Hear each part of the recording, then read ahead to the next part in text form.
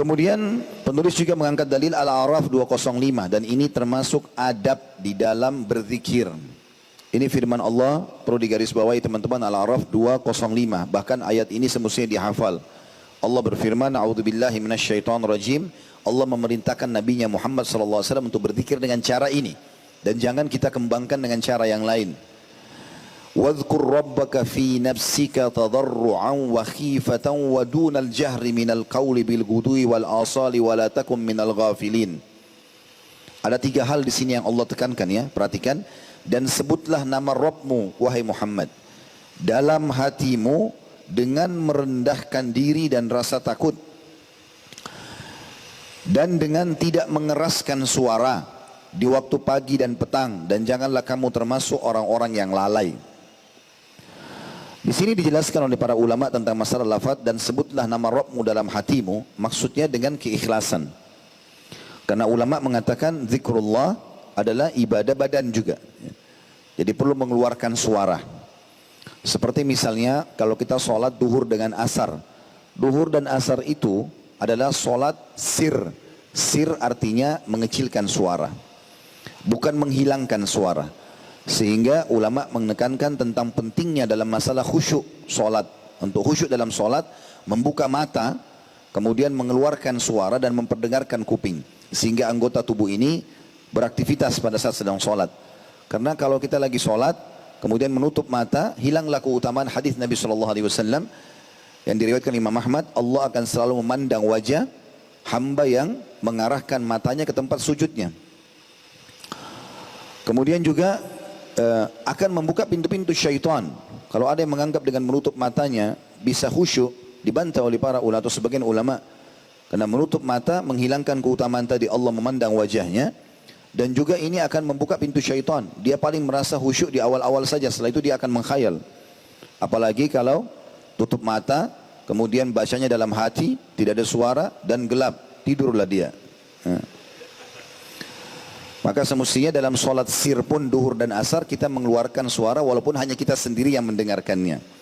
Makanya para sahabat mendengarkan lirih sahabat yang lain pada saat sedang sholat walaupun itu adalah duhur dan asar ya. Tidak mengganggu orang di sebelah, tapi kita sendiri. Alhamdulillahirrabbilalamin, ar-Rahmanir-Rahim, Maliki Yaumiddin. Kita sendiri mendengarkan masalah itu.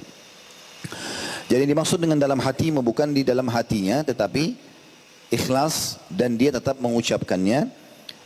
Kemudian Allah ingatkan dengan cara merendahkan diri. Merendahkan diri artinya betul-betul dia tahu dia sedang mengingat Allah Subhanahu wa ta'ala. Dan diikuti dengan rasa takut. Dan ini salah satu bagian daripada ibadah, diikuti dengan khauf dan roja. Khauf artinya takut Allah Subhanahu wa ta'ala tidak menerimanya, sehingga kita berusaha maksimal dalam mengerjakan ibadah itu.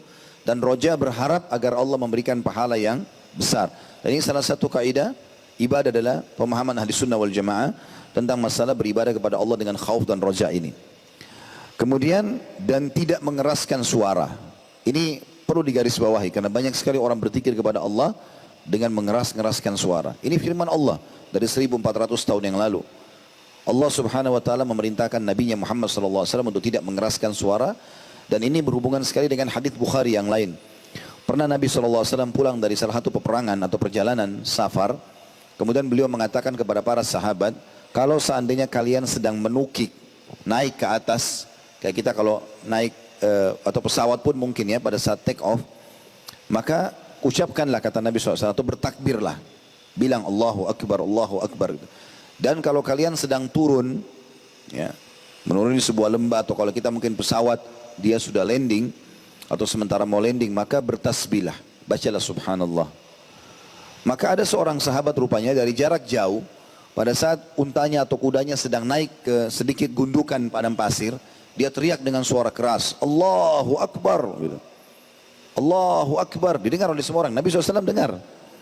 Maka Nabi SAW berkata kepada sahabat yang lain, beritahukan kepada orang tersebut agar dia mengecilkan suaranya, karena yang sedang kalian panggil tidak tuli. Allah Subhanahu wa ta'ala mendengar itu. Itu juga dalam riwayat Bukhari pada saat baginda Nabi SAW berhasil sampai di benteng-benteng Khaybar, benteng-benteng orang Yahudi di Khaybar, maka terlihatlah beberapa orang Yahudi melarikan diri. pada saat melihat pasukan muslimin tiba. Dan mereka sambil berteriak, pasukan muslimin telah tiba. Maka para sahabat teriak dengan suara keras, Allahu Akbar dengan suara keras. Padahal ini medan jihad, di medan jihad. Gitu. Maka Nabi SAW mengatakan, kecilkanlah suara kalian. Karena yang sedang kalian panggil tidak tuli. Allah Subhanahu Wa Taala mendengar itu. Lalu Nabi SAW mengatakan lafaz hadis yang masyhur, kalau kalian atau janganlah kalian berharap bertemu musuh. Berharaplah musuh lari sebelum kalian bertemu dengan mereka. Tapi kalau kalian bertemu maka kokohkanlah telapak kaki kalian. Jadi teman-teman sekalian, mengeraskan suara di sini dibatasi dalam syariat untuk tidak teriak-teriak, ya. Dan ini sangat dianjurkan dalam syariat. Tetapi kalau terdengar dengan orang di sekitar kita, itu ada dalam syariat kita.